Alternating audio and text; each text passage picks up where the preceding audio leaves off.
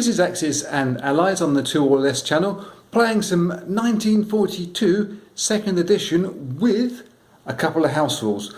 First house rule you should know about is the Larry Harris tournament house rule, which I like to use quite often if I'm playing the old 42 game, which is giving a couple of infantry guys to the UK down in India, and also rebalancing the action up in the North Atlantic. They work really well. The other one I'm trying, which is something which came about from a discussion on the Facebook group page, is one I'm calling Purchase First Mobilize Last. Now, I know we do all that anyway, but this is a little bit different. The discussion on this webpage centred around simultaneous play. I can't pretend that I really followed it all. I don't think it was ever fully resolved. But they were talking about perhaps using written orders, and then the discussion got confusing as to, well, what happens with fighter planes scrambling, say in G40 for instance, when you've written an order for them to go and attack somewhere else. It got a bit messy, but it's a cool idea, and like any good ideas, it's stuck around like an itch that has to be scratched. It's got my brain matter spinning up, and I really have been intrigued. When setting the game up, I was just wired. This has got a lot of potential for an extra bit of fun. And so over the last couple of weeks I've been giving it some thought, and I've come up with a set of rules. I'm going to try in 42, because 42 is a much more immediate game to play than G40, say. And we don't muck around with the basic idea of the game. So set the game up as per normal, but don't pay yourself any IPCs to any of the powers. They don't get that until the end of the turn. Instead, rather than following the usual game order, you go from the descending order of the richest power.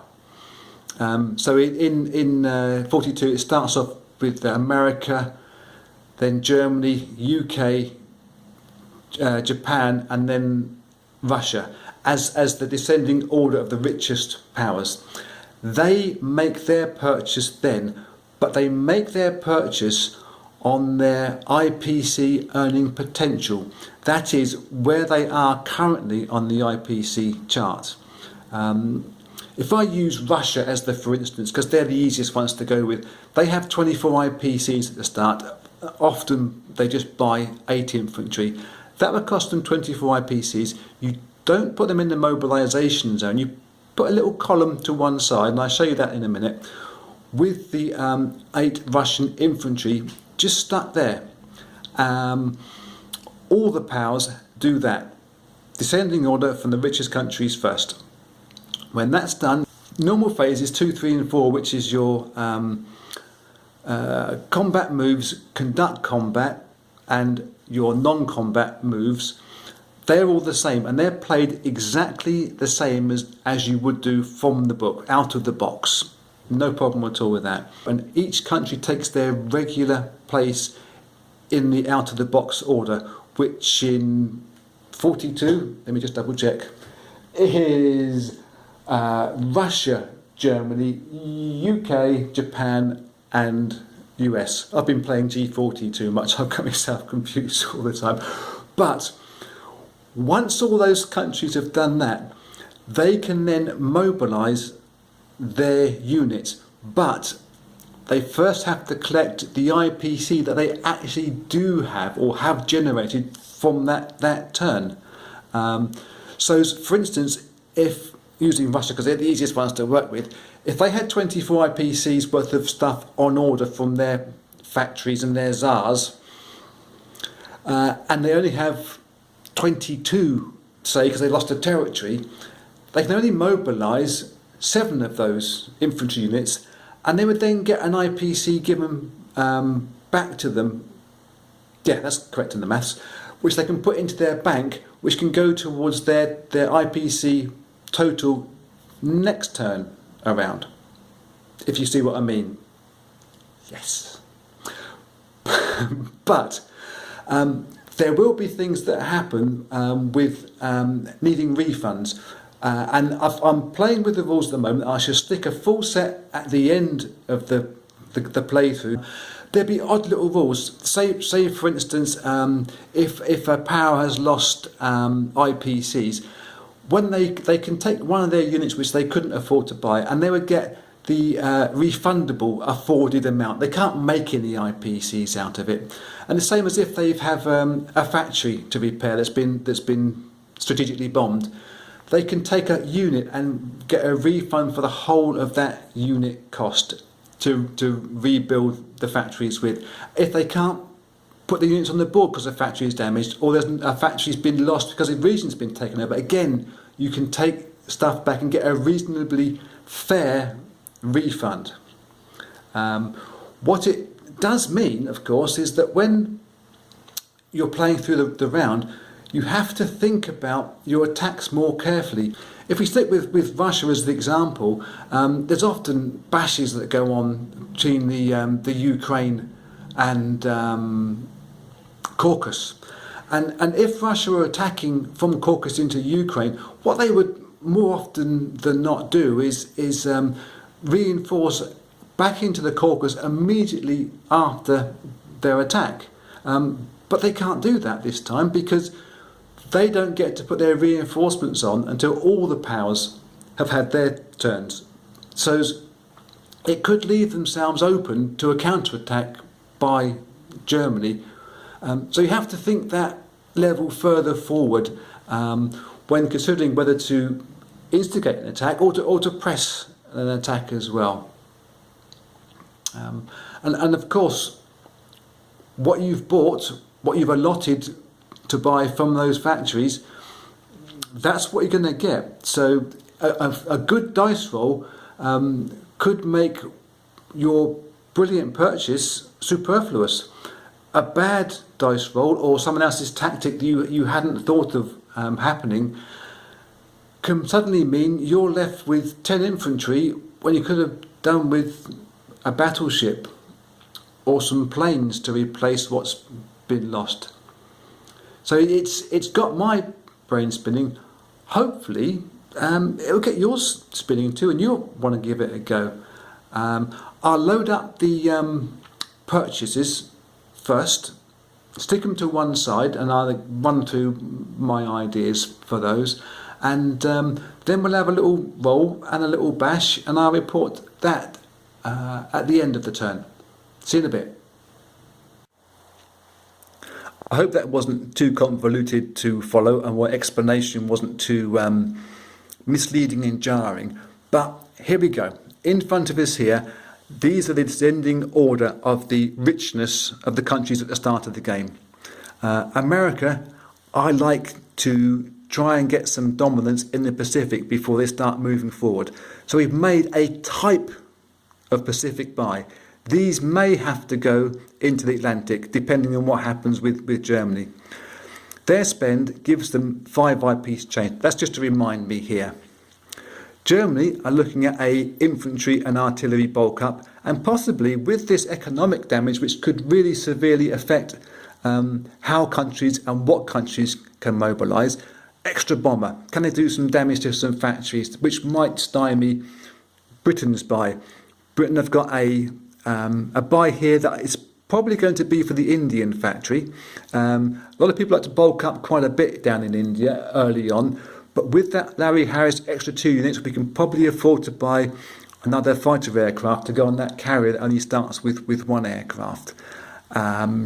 Japan is going to start transporting. I like Japan transporting early, getting stuff onto the Chinese mainland. That's their purchase. Russia often has just the 8 infantry. We're going a bit stronger here, give them a bit of bite to them. It's 5 infantry, a couple of artillery units, and 1 IPC change. We shall see what happens at the end of this turn. Well, that turned out to be an absolute ding-dong of a first round, with battles kicking off everywhere. Germany was the ones that suffered the most, I think, in terms of unit losses, but they have made some ground, so it's swings and roundabouts there, I assume.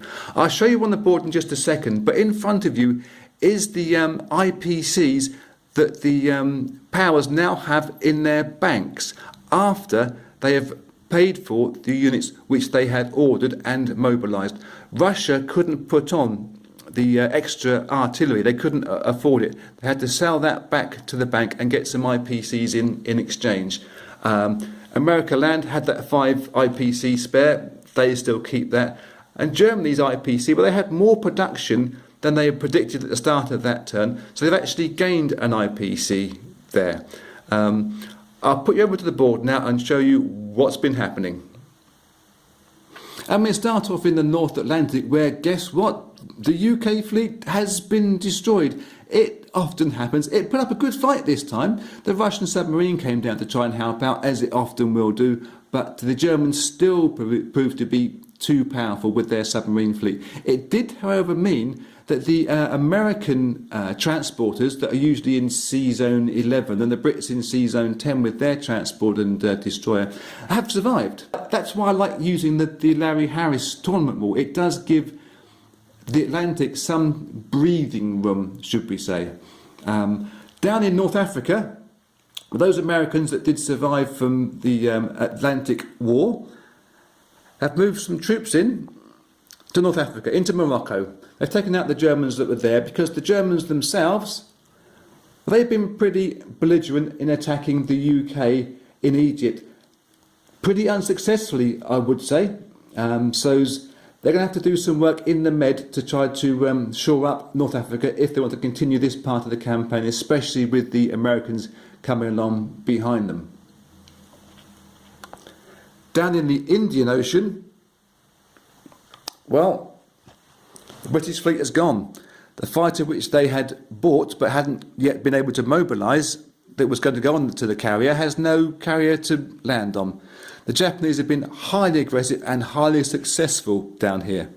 They've also moved into Burma and Yunnan, taking out the 2 Americans that were in Yunnan. The Brits, just to be annoying, and I'm not really sure why they did that, have moved into New Guinea to grab just 1 IPC, probably a waste of time. Juggle the camera around 1 second. And the Japanese have started off their convoy system quite nicely, heading units down from the Japanese mainland into China.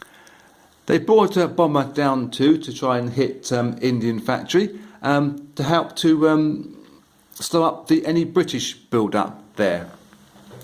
The Americans themselves have done little more than expand, but they're going to build up this navy and try to get control of the Pacific before they start moving forward. I think it's a good plan for them. But all the action, and there was a lot of it, happened on the German and Russian borders. Let's go over to there. Russia in green, closest to the camera.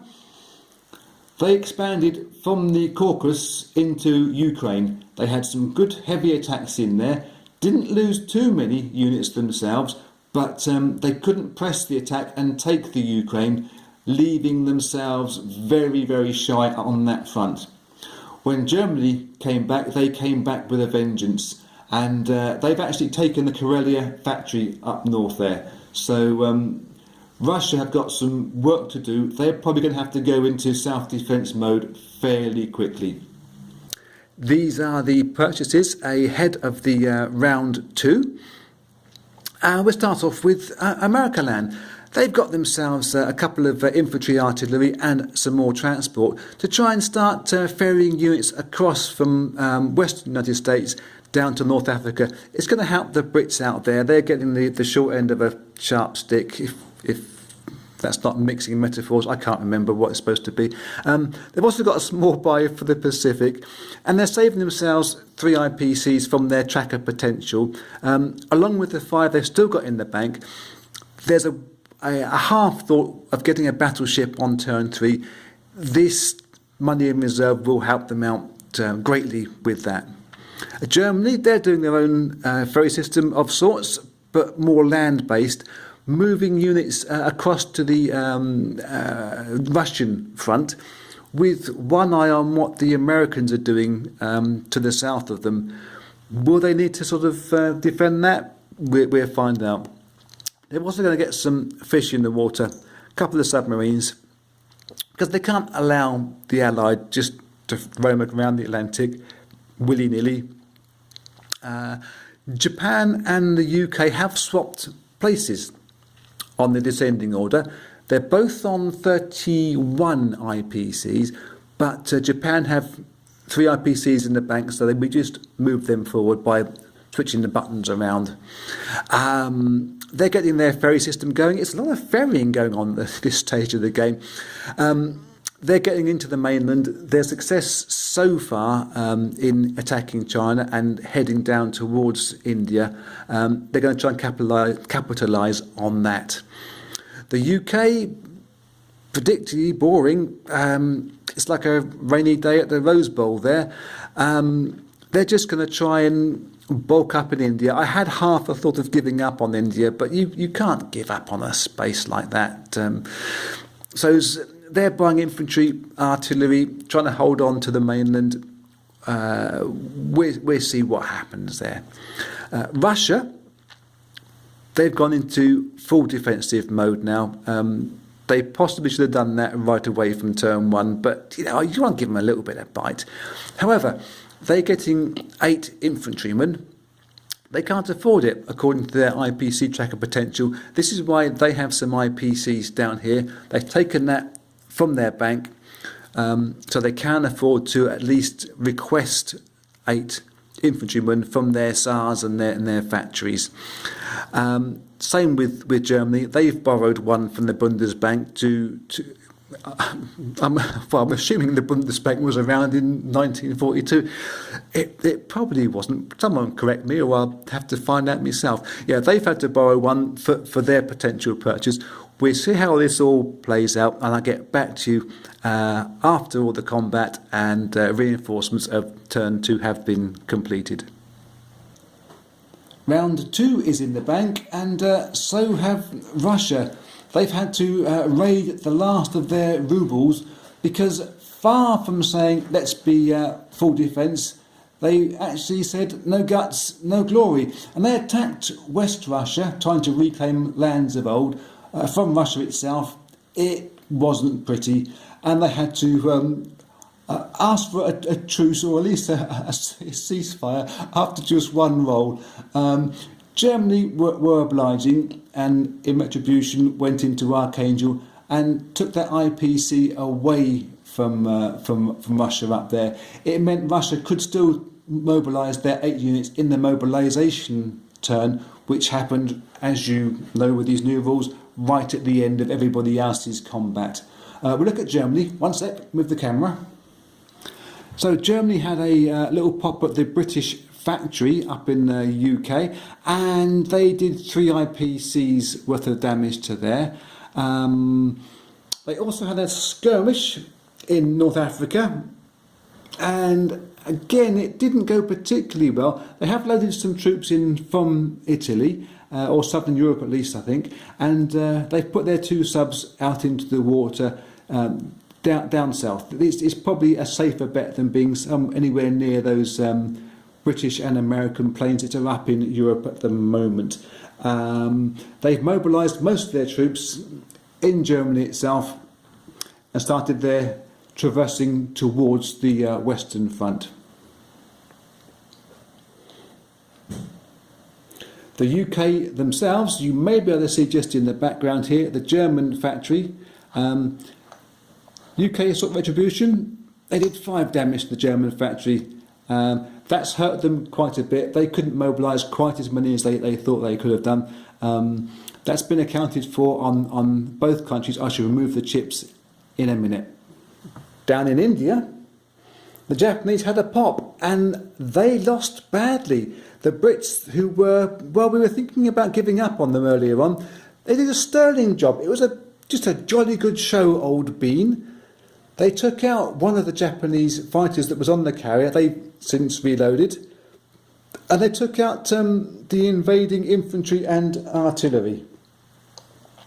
Japan itself, they have their ferry system going now, and they're moving more units into the Chinese mainland ahead of what's probably going to be a turn 3 attack on the American troops that are there, and again trying to squeeze the factory. Well, that was probably in the cards. However, Britain did blindside Japan slightly by moving into Borneo. Now, that was an important move IPC wise. It meant that the UK have gained 4 and Japan have lost 4. They were on the same total of 31.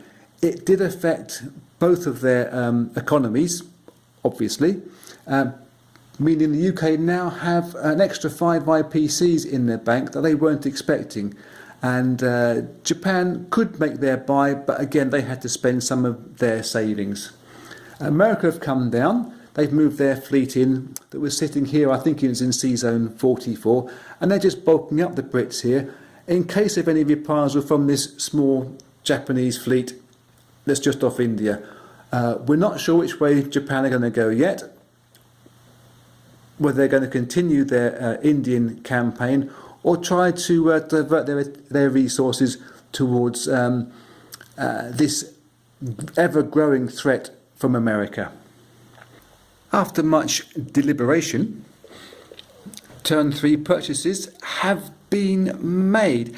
Americaland did decide to go ahead and spend some of their savings on that battleship, nice and big and chunky. They've also got themselves a bomber, which we're thinking is probably going to go on the Atlantic side and help start the pounding of the German forces and factories ahead of some kind of invasion. Whether it's going to be concentrating in North Africa or coming from North Africa up into southern Europe, not entirely sure yet. Boosting themselves up with some extra transport, infantry, artillery, you understand the score. With Germany, they've got themselves a cruiser. That could compromise a lot of things that the Americans are going to do in the Mediterranean if they start putting more fish in the Mediterranean waters. They're continuing with their centrist policy as well of bulking up from the middle and working their way out. Probably a very good idea. They get a little bit of change this time round. Over on the UK, the good old Brits, well, they're deciding that invasion's on the way. So they're buying some more transports. I'm hoping that with the extra destroyer there, they can also be safe from any Axis air invasion, which could severely hamper their finances if they started to bomb the shipping that's hanging around somewhere in the channel and ducking. Japan, well, they are replacing the fighter that was lost in their attack on India. They're also getting a couple of submarines into the water. They can't quite afford the same number of infantry artillery that they were using before for their ferry system into China, but they should have enough now to sort out India once and for all and make their attack, or begin their attack into the Chinese mainland, if not finish it off entirely. There's only 4 Americans left there, plus their 1 fighter. And Russia, well, yep, they're sprigging back their vodka and are purchasing just the 7 infantry and doing a sterling job of hanging on, fingers crossed for them. I shall roll out turn 3 and give you a shout when it's all done. Well, we're 3/4 of the way through turn 3, and I thought I'd give a interim report on this Mobilize Last, Purchase First house rule. Other way round. Purchase First, Mobilize Last house rule. What I'm finding is it's making the game faster, which isn't a bad thing. I happen to like G40 for its longer pace, but I also like playing the quick games like D-Day. So the speed element comes about because you do not reinforce from your purchase until everybody else has had their battling. It has made some surprising and fun differences. For instance, in this turn, where I thought Russia were going to sit back and just hold on, they spotted an opportunity for attacking West Russia from Moscow, but they couldn't commit all their forces because it would leave the Germans in Archangel a chance to come back through and just walk in if their success in West Russia was dominant. And so as a result, they only took a half attack in there, which limits the game slightly. But that's an example of where you really have to sort of think carefully. I will flip you over to the other camera and I will show you the board before the reinforcements and the purchases have been done for this turn. It's not going to be the same amount of purchases simply because the Germans had a big pop at the Russian factory and took 6 IPCs away from them in terms of damage, and the Brits had a pop, or was it the Americans had a pop, at the German factory and have done 4 IPCs worth of damage to them as well. So it's going to compromise the buys further down the road, but it is looking fairly good for the Allied at this stage. Let's swap over and I'll see you in a bit. If you can stand my shaky handiwork here, we do a flyby this time. These are the remaining forces from Russia in West Russia against the Germans here. They left this lot behind to stop Archangel coming down. That was probably the best move that we could make. Germany couldn't really counterattack. Didn't have enough units then. They have reinforced since then during the reinforcement phase, although that isn't the mobilisation stuff. There's still stuff yet to come onto the board. And they've played a bit of chicken down here in the Caucasus. Flying down to North Africa now, the Germans did try a half and half amphibious assault and some assault from Libya into Egypt, and it didn't work out very well once again. The Brits have since then have moved in their units from Transjordan and Anglo-Egyptian Sudan. The submarines that were in Sea Zone 15 moved out into Sea Zone 13. If only they hadn't used the battleship to support that amphibious assault, it could have come to. There were a couple of American cruiser and destroyers. They fought it out valiantly with the 2 submarines. It ended up as a score draw, 2-2. Which did allow the reinforcements to then come over in the non-com phase and bulk up Morocco. They're going to need some extra support here very quickly because I should think that 3 naked transporters will be worried. The Brits themselves also will be slightly worried with their transporters, but they got enough to hold off. There was a German fighter attack against that fleet as expected, but they again got their botties spanked and they had to run away. Meanwhile, once again, the Brits down in Egypt could say, jolly good show, chaps, because, well, they held on to their factory and their capital city down here once again, and Burma lost their tank, infantry and artillery in their try. They had to retreat. The Japanese, however, did have some success, moving from Kwangtung into Sichuan and from Kiangsu into Anhui. So the Americans now are completely off of the Chinese mainland, which will please them no end. The Americans themselves, let me sit myself down, said enough is enough. The fleet that was supporting the Brits here in Borneo, it was a bigger fleet than that. It moved in and attacked the Japanese fleet here to try to ease that pressure. It did ease the pressure, but their carrier, destroyer, submarine and 2 fighters lost out heavily to the Japanese there. And as you can see, the Japanese have just managed to absorb one of those hits. It's going to be sorted out in some kind of way. So the Americans themselves have brought a couple of their ships out from Hawaii back down to the Indian Ocean to try to help out their carrier, which is looking slightly vulnerable. I should imagine that the Japanese fleet up off the Japanese mainland may be thinking of coming down and forming an attack, But obviously they don't want to leave their mainland open to a position where they can't get back to. Although it's only obviously 2 sea zones away, you don't want to spread yourself too far away from your central base. So the last thing I have to do here is to place the reinforcements on the board. It will be less than the original prescribed purchase because of the damage that's been done and territories fought over and won and lost. So these are the purchases ahead of turn 4. And we'll start off with America, although they have slipped into second place on the economy scale. The reason being they have accepted that they are going to lose their transport in the Atlantic. It looks a done deal there. So they're already buying more transport to replace them. We're thinking that the destroyers are going to go into the Atlantic to support them, although that may be compromised by what happens in the Pacific. We'll see what happens. In first place, economically, the Germans. They have bought another transport ship that's probably going to go into the Med. They're going to gain control of that. They're not giving up on the North African campaign just yet, by the seam of things.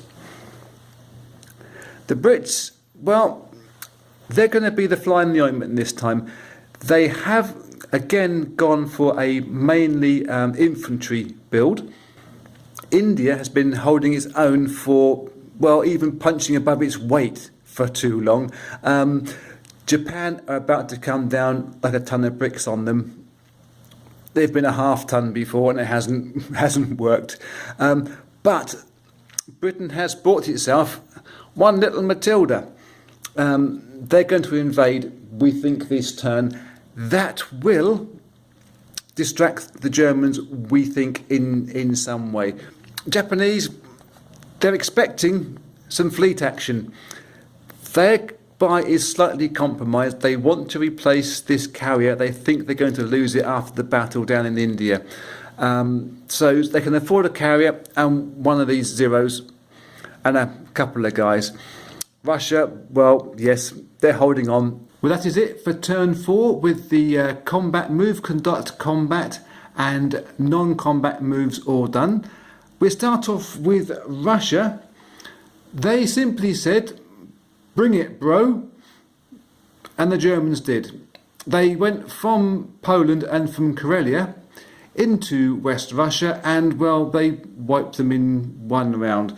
So that probably wasn't too bad an idea from Russia. They're going to defend better than they attack, but they were hoping to last probably longer than the one round that they did.